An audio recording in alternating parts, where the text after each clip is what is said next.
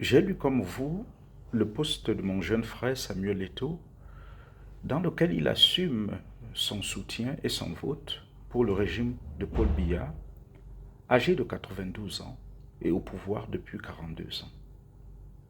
C'est de son droit. Je le répète, c'est de son droit.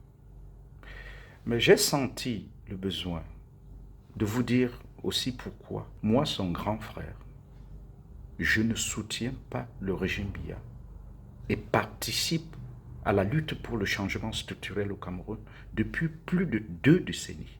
La raison est simple.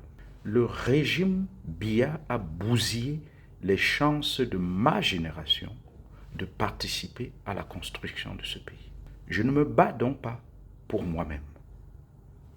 Pour la petite histoire, j'ai obtenu mon baccalauréat en 1988 sous le régime Biya, dans un lycée public ordinaire. Je suis entré au séminaire pour devenir prêtre, animé du grand désir de donner ma vie en rançon pour servir l'humanité comme Jésus-Christ. Mon rêve, je l'ai réalisé, comme Samuel Eto'o, dans le football. Je l'ai réalisé et je suis heureux de servir.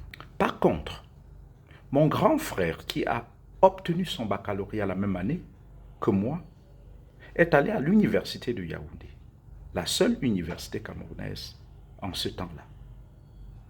Et j'ai été témoin au fil des années du calvaire de cette génération qui a été littéralement crucifiée par une succession de réformes.